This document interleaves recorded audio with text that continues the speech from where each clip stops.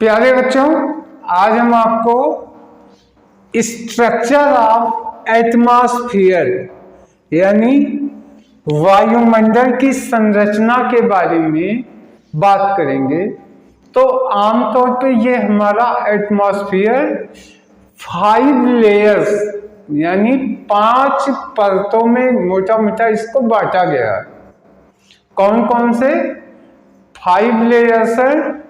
वो है, पहला सबसे नीचे वाला हिस्सा कहलाता है ट्रोपोस्फियर्स। ट्रोपोस्फियर्स, इसके ऊपर आएगा स्ट्रेटोस्फियर, उसके ऊपर आएगा ओजोनोस्फियर, फिर उसके ऊपर आएगा आयनोस्फियर और फिर एक्सोस्फियर। इस तरीके से ट्रोपोस्फियर, स्ट्रेटोस्फियर, ओजोनोस्फियर, आयनोस्फियर और फिर आएगा एक्सोस्फियर। एक्सोस्फियर मतलब वायुमंडल के सबसे बाहर का भाग, उसकी कल्पना नहीं, वो अनलिमिटेड है ना। तो इन जो 5 लेयर है इसके बारे में हम एक एक करके बात करेंगे।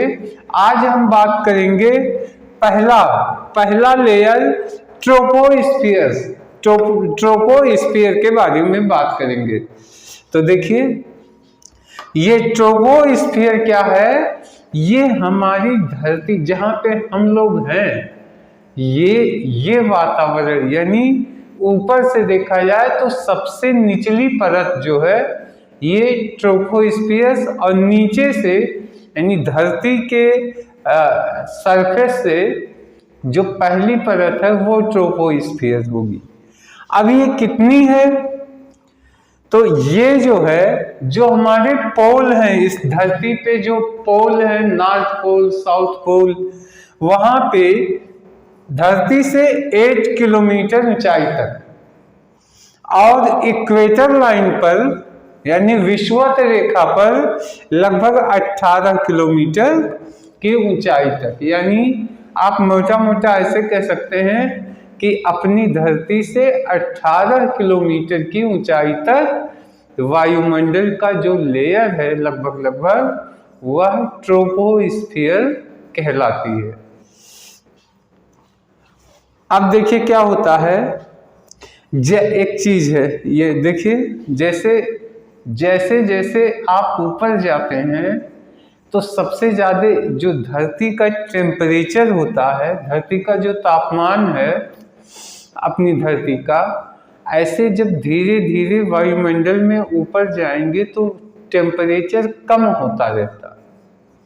अब ट्रोपोस्फियर में जो तापमान में गिरावट होती है, यानी जैसे लेवल गिरता है, कितना है, 165 मीटर पे 1 डिग्री सेल्सियस टेम्परेचर गिरता है। ये एक मोटा मोटा अनुमान आप याद कर सकते हैं। 165 मीटर्स पे कितना, 1 डिग्री सेल्सियस टेम्परेचर की गिरावट आती।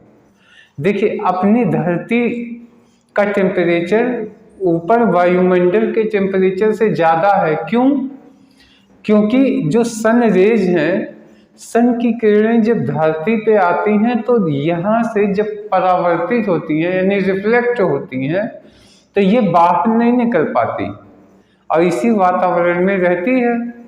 इस वजह से ये धरती गर्म होता है, और थोड़ा सा जब धरती के लेवल से जैसे जैसे आप ऊपर जाएंगे टेम्परेचर डाउन होता है। यही कारण है पहाड़ों पे ठंडक तेजी से आती है, बारिश भी तेजी से होती है, और जब भयंकर गर्मी पड़ती है तो लोग मैदान से कहाँ जाते हैं, हिल स्टेशन जाते हैं, क्योंकि वो ऊंचाई पे होते हैं हिल, और इसी वजह से टेम्परेचर कम होता है।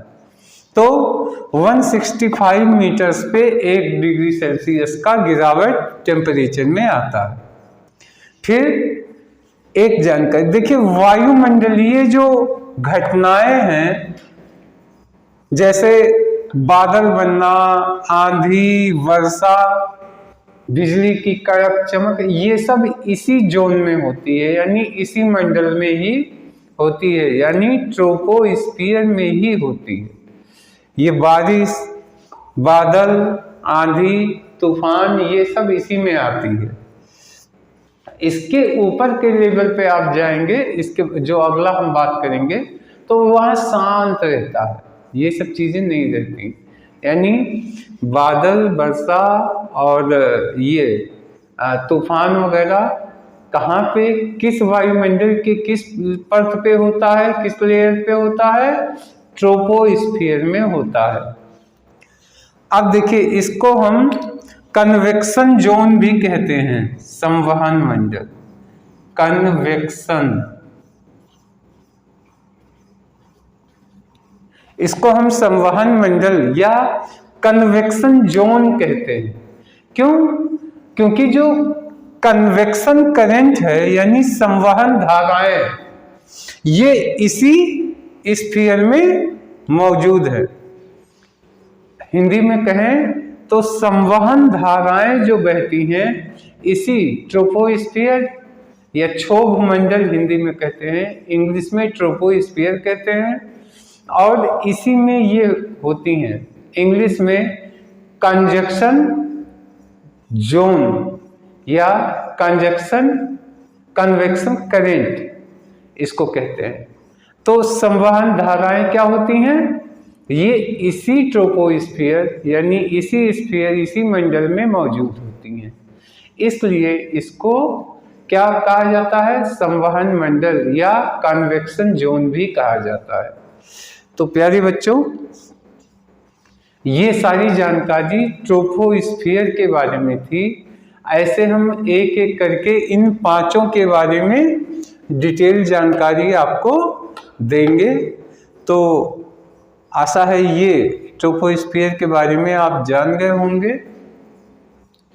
तो इस वीडियो में इतना ही रखते हैं। अब नेक्स्ट वीडियो में हम आगे का लेके आएंगे। तब तक के लिए धन्यवाद, नमस्कार।